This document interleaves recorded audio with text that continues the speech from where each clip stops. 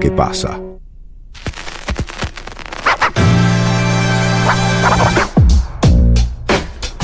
Otra semana cargada, llena de noticias, y en eso, bueno, decidimos llamar este editorial Pueblada, manifestación de resistencia.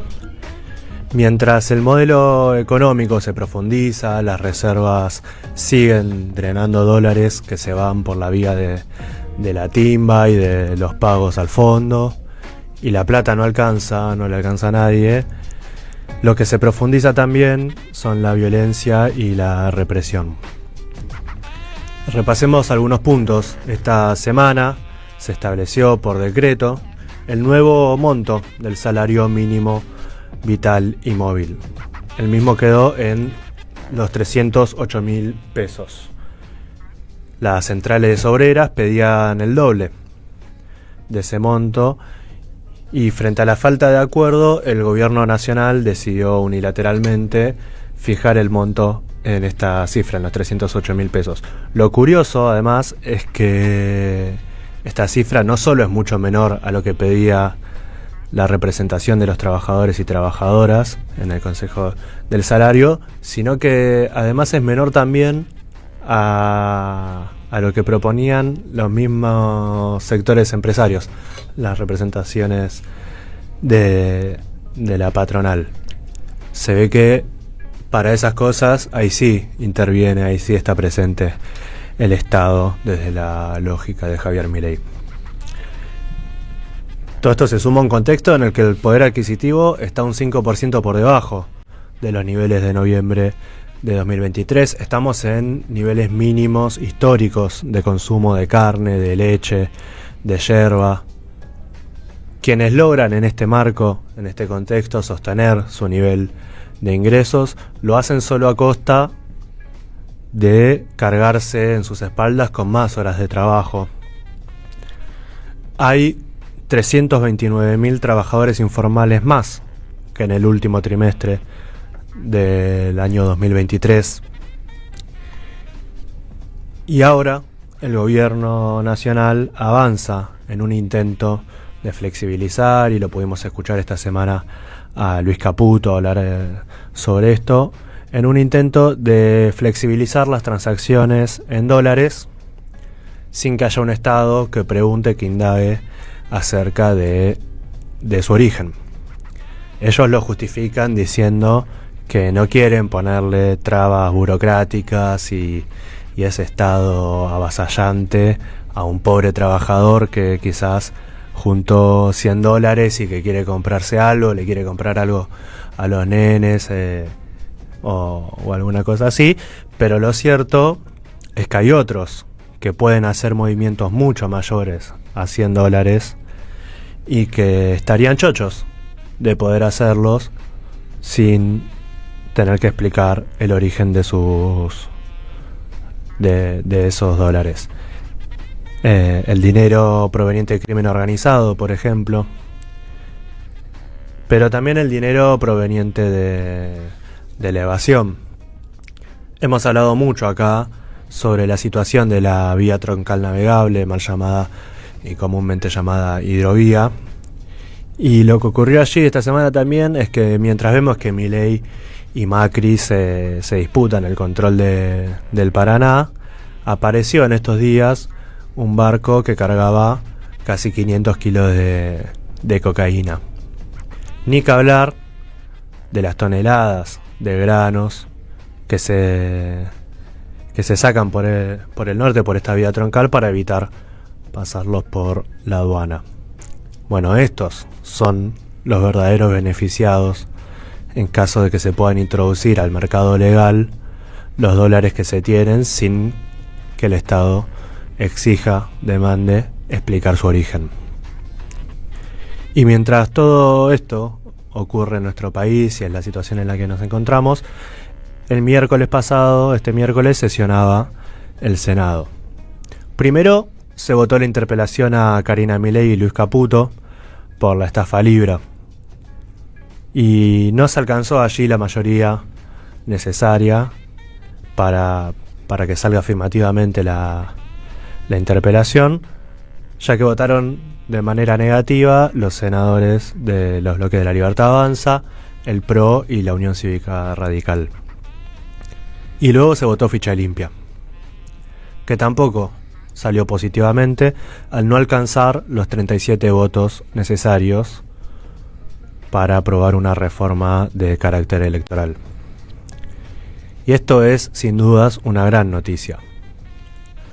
Lo cual no implica necesariamente que sea una derrota para Milei, quizás más enfocado en su disputa con Mauricio Macri, o en la elección inminente en la Ciudad Autónoma de Buenos Aires, donde la candidata del PRO, Silvia Los Penato, llevaba la ley de ficha limpia como bandera, y en conocimiento también de sus propias limitaciones en su capacidad de injerencia dentro del Poder Judicial. Pero es aún así una gran victoria en una batalla en la que se buscaba proscribir a Cristina con una causa absolutamente amañada, arreglada y carente de pruebas. Así lo explicaba, y vamos a escuchar el audio, Axel Kicillof, esa misma mañana antes de que se vote. Los casos de corrupción que les están estallando los tapan, pero están con la obsesión de ficha limpia. ¿Qué opinión tenés sobre esto, Axel?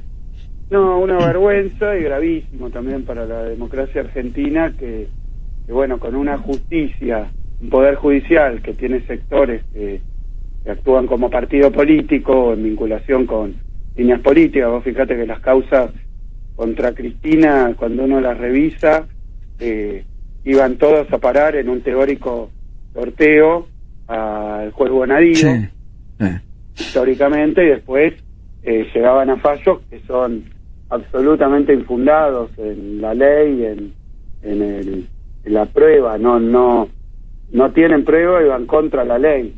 Y ahora lo que quieren es utilizar esos fallos que lograron a través de la manipulación y la presión sobre la justicia para impedir que Cristina pueda presentarse a elecciones. Bueno, la verdad que yo creo que estamos ante un hecho de nuevo de proscripción y de una enorme gravedad, contra lo cual, bueno, obviamente hay que ser muy claro y mostrar el rechazo, el repudio, y ya diría a esta altura el asco que da el manejo que tratan de hacer de causa. Porque ahí escuchábamos a Axel Kicillof esa misma mañana, ese mismo miércoles antes de que se vote, y criticando el proyecto de ficha limpia, que afortunadamente, decíamos, salió negativamente, porque los representantes del pueblo los elige y los tiene que elegir el pueblo, no un juez a quien no votó nadie, no los dueños de un grupo mediático, no los amigos del poder reunidos en lado escondido. El destino del pueblo lo hace el pueblo, y no una corte que cuenta en su haber con la deshonra de haber tomado juramento a García Mansilla inconstitucionalmente y haber intentado incorporar también al juez Ariel Lijo. La misma corte que negó este jueves el reclamo de la defensa de Milagro Sala, confirmando así su condena injusta e infundada. Y queremos aprovechar ahora para recordar algo hermoso que vivimos aquí en Pueblada. Cuando fuimos a visitarla a Milagro, y en el marco de la entrevista que le hicimos, le compartimos en un momento un saludo de Carmen en nombre de todas las madres, que le mandaba fuerza, le mandaba un abrazo, y esto es lo que le respondía Milagro en aquella ocasión. Gracias, Carmen, por el saludo que me mandás, y si estoy resistiendo es por ustedes, por el ejemplo que ustedes nos dieron a nosotros, las madres, cuando buscaban los hijos, cuando encontraban, cuando sufrían, cuando los militares las perseguían, ustedes se le plantaban en la plaza, Todo el ejemplo de ustedes nos sirvió mucho para, no para endurecer, sino para resistir. Bueno, ahí escuchábamos a Milagro devolviéndole el saludo a las madres y también contando lo que significan para ella y cómo son un ejemplo que nos llena y nos infunde fortaleza. Y lo cierto es que este modelo de ajuste, este modelo de distribución regresiva del ingreso, solo cierra silenciando a quienes quieran confrontarlo. Con proscripción, como decíamos recién, o amedrentando periodistas también y amedrentando al pueblo. Como desde hace tantos miércoles, las fuerzas de seguridad volvieron a reprimir en las puertas del Congreso mientras todo esto ocurría adentro, mientras se votaba el asqueroso proyecto de ley de ficha limpia. Fuera del Congreso, los jubilados tenían una nueva jornada de protesta en la que piden ningún lujo ni ninguna cosa desorbitada, sino simplemente un ingreso que les permita superar la línea de indigencia. Recordamos, la jubilación mínima está en los 296.000 pesos. La jubilación mínima de esos mismos jubilados y jubilados, a los que también se les va quitando los medicamentos y van perdiendo sus derechos. Y en esa represión a la que quieren acostumbrarnos y nosotros no podemos permitir que nos acostumbremos, golpearon también al padre Paco, a quien se quisieron llevar detenido hasta que se dieron cuenta quién era, que era un cura. Y vale recordar en ese marco, en esta misma semana en la que asumió León XIV y lo hizo reivindicando a su predecesor, como decíamos recién, y ahora en el próximo bloque vamos a profundizar un poco acerca de esta cuestión. Pero vale recordar las palabras de Francisco que vamos a escuchar también acerca de este tema, del reclamo de los jubilados y de la respuesta del gobierno. Me hicieron una represión, un filmado de una represión, hace una semana, un poco menos quizás. Obreros, gente que pedía por sus derechos en la calle, y la policía la rechazaba con una cosa que es lo más caro que hay, ese gas pimienta de primera calidad, que no tenían derecho a reclamar lo suyo, porque eran revoltosos, comunistas. No. Y el gobierno se puso firme, en vez de pagar justicia social, pagó el gas pimienta, le convenía. Y decíamos también que este modelo solo cierra con proscripción, como vimos, reprimiendo al pueblo y también amedrentando periodistas. Lo vemos cuando a la menor crítica que se le haga a este gobierno nacional se desata de forma casi automática un ataque coordinado que incluye hasta el mismo presidente y todo su círculo de allegados. La semana pasada leíamos, por ejemplo, algunos posteos de Daniel Parisini, conocido como el Gordo Dan, pidiéndole a Milei que meta presos a periodistas. Y repasábamos las declaraciones de Milei, declaraciones que no se le escaparon porque las hizo y después las reafirmó y las tuiteó, en las que aseguraba que a los periodistas no se los odia lo suficiente. Y esta semana Milei fue al programa, al stream del Gordo Dan, y le pidió a modo de chiste, como si tuviera alguna gracia, la lista de periodistas que tiene que meter en cana. Dijo ahí también, por ejemplo, entre otros tantos agravios y insultos y esos nombres con los que va bautizando a todo aquel que piense más un pelito distinto a él, dijo que los periodistas son históricamente las prostitutas de los políticos.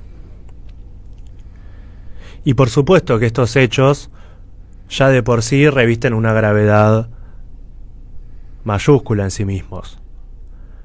Pero mucho mayor esta gravedad si se lo suman, por ejemplo, al acto intimidatorio de Santiago Caputo la semana anterior para con el reportero gráfico, el fotógrafo de Tiempo Argentino. En el mismo día de ayer, además, Javier Milei presentó una denuncia por calumnias e injurias contra Pagni, Viviana Canosa y Ariel Jalad. La de Ariel Jalad en particular es muy llamativa porque la denuncia es por una nota publicada en El Destape bajo el título Milei entre el odio a la información y el discurso nazi, en la que explica, dicho sea de paso, además mucho mejor que el intento que estamos humildemente haciendo acá, qué hay detrás de estos discursos de odio hacia los periodistas impulsados desde el gobierno nacional. Y lo compara con fundamentos, además, documentado, yendo a archivo histórico y comparando las estrategias comunicacionales y discursivas con el nazismo. Y bueno, y por esa razón Javier Milei decidió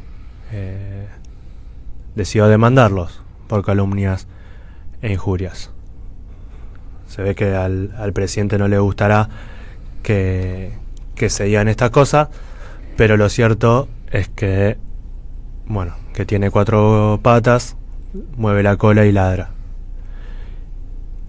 Y mayor gravedad tiene todo esto, todo este escenario aún, si recordamos que estamos en el país de José Luis Cabezas y en el país de Pablo Grillo. Aprovechamos para celebrar que esta semana Pablo, que por milagro sigue con nosotros y se está recuperando, pero esta semana volvió a caminar. Y vamos a recordar también las palabras que dijo su padre en la Marcha de las Madres, no del último jueves, sino del anterior, en las que nos decía que prontito ya va a estar de vuelta con nosotros. En un ratito entro a terapia a saludar a Pablo y les voy a llevar el saludo de todos y les digo que pronto va a estar acá con ustedes. Sí, pronto va a estar acá con ustedes. Y sí.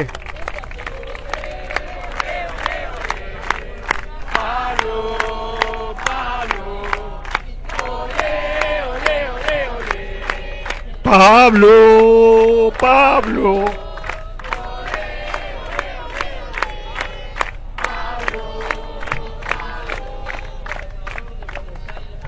Y no, y ahora que se haga justicia, que sea el tiempo que sea, ojalá que sea pronto, ojalá que sea lo más rápido, pero las madres nos enseñaron.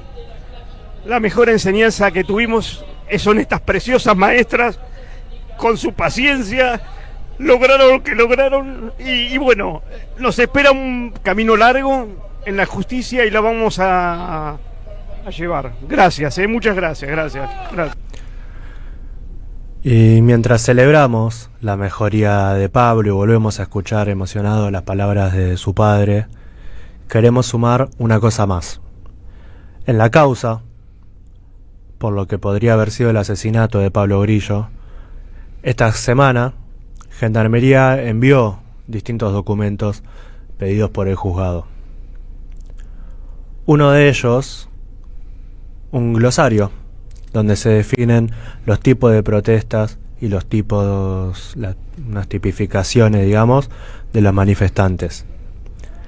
El mismo fue elaborado en el año 2017. Era ministra en aquel entonces Patricia Bullrich, en ese momento afiliada al PRO.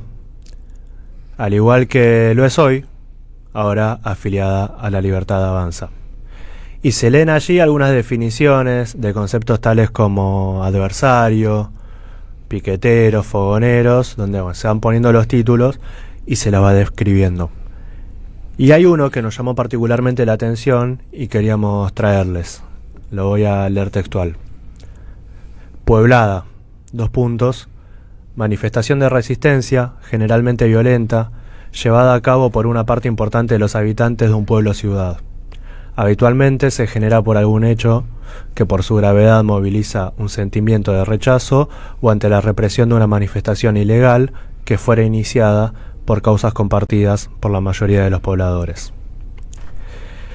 Y cerramos esta editorial, titulada gracias a la ayuda del glosario de Patricia Burrich, con unos fragmentos de lo que fue la Marcha de las Madres de Plaza de Mayo el último jueves, la número 2456. Vamos a escuchar a Demetrio Iramaín y a Berenice Yáñez, quien es ahora candidata a legisladora porteña por esa hora Buenos Aires. Porque está bien ponerse contento, pero hay muchas cosas que faltan en este país y que la institucionalidad de este sistema nos sigue debiendo. Y una clave, clara y muy concreta, la expuso Eve acá el último día que estuvo en esta plaza. Cuando dijo Eve, tenemos que hacer una pueblada contra la Corte Suprema de Justicia. Eso sigue pendiente, compañeros y compañeras. Me emocionaba cuando marchábamos ver a todos esos pibes de colegio primario que nos acompañaban, que saludaban a las madres. Es por eso por lo que peleamos, ¿no? Se les ve la cara a los pibes, se le ven los sueños a los pibes. Y la verdad que sí, hay que hacer una pueblada y mucho más, compañeros. Y eso haremos. Por Eve. Construir, y tal como la define el glosario de Bullrich, una pueblada, manifestación de resistencia.